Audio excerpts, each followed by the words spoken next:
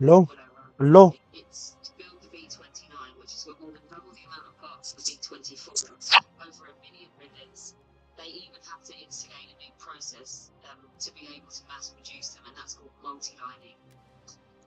In the multi-lining process, 6 assembly lines work in tandem, eventually joining at their ends, and merging to form 3 lines, which finally come to a head at the vast main warehouse of the plant. There, 4 tall superfortresses would be pulled together by dozens of cranes and hundreds of workers, dwarfed by the scale of their equipment. To keep the production line moving, they have to ensure that the 1,000 different suppliers of all the various parts that went into the assembly were also functioning smoothly at the time. This means General Electric, Bendix, DuPont, and Goodyear. One stoppage in the chain could bring the entire assembly line to a standstill.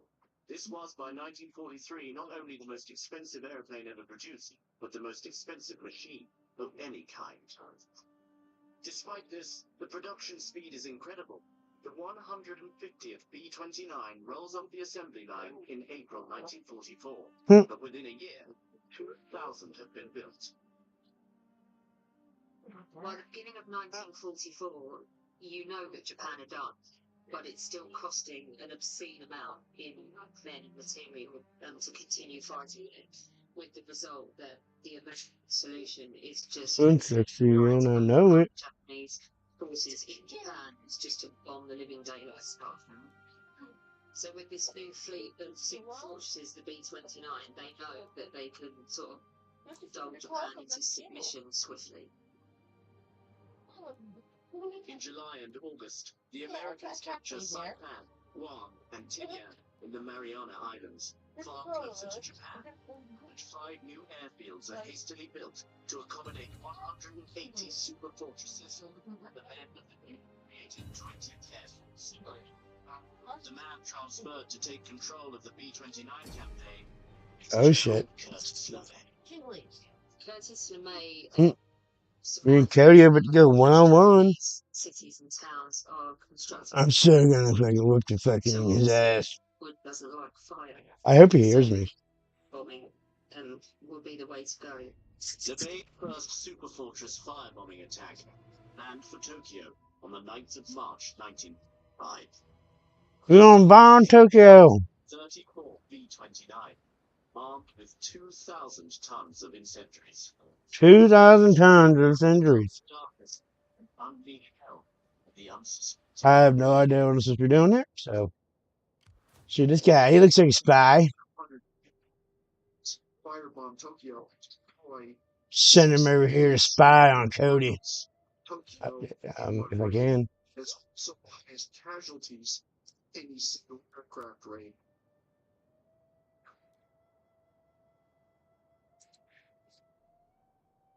These firebombing raids are horrific, so that you can still smell burning human flesh with a B-29. The test for a new product. All right. The super fortress is unleashed. At 8 a.m. on the 6th of August 1945, an atomic bomb is dropped from the B-29 over the city of Hiroshima. Pay back for one.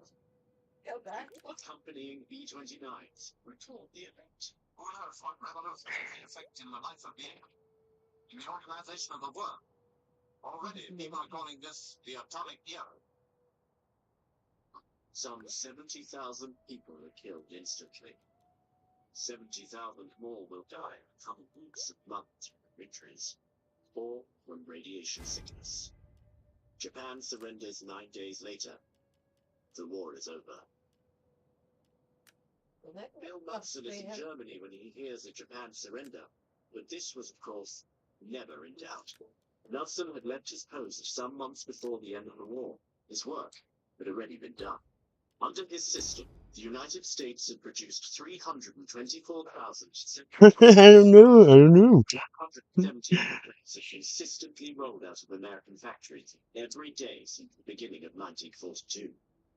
In 1939, the Japanese were producing twice the number of aircraft as the Americans. The Germans were producing 4 times as many. By 1945, the Americans are outproducing both of them by a factor of 6. The legacy of Little Run is, in a world gone mad, The institution of democracy was under a tremendous threat. And they turned to the masters of manufacturing in Detroit, who understood how to mass produce the machinery that would be needed to protect freedom and allow the world to move forward.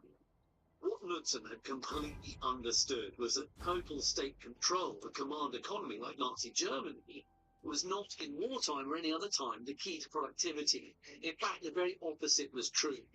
Knudsen really does the United States to pull off the shackles that American industry had been stuck with since the New Deal. As the many millions of American veterans return home, they find a country transformed. It's only in how much they produce in America that symbolizes victory. The total economic output for America had doubled. Wages had risen by 70%. So, to all intents and purposes, the depression and the economic decline that they were suffering when they got involved in the war has been eradicated. Unemployment is virtually non-existent. The factories that had converted themselves to war production convert themselves back when they stay open. When Ford released their first car model since the war, there are lines of people in the street. The rebirth of American industry would continue for 2 decades and propel the United States to become the most powerful country the world had. Superpower. But Bill Knudsen did not live to see any of this. In 1947, he died in his family home in Detroit, only a few miles from the factories that made him. It's going to triumph over the other side. Hitler knows he needs industry. He wants to build a war machine. There is a war between the factories. The real story of how the Second World War was fought Hello? and won. The United States is about to launch the single Hello? greatest program All right, I hear you now. in humans. Hey. I'm so fucking nice too. Oh, did I knock us out of the match? No, I quit. Okay, cool. Yeah, I was. Yeah, dude, this is why I started that, and I couldn't. It wouldn't let me use cheat codes.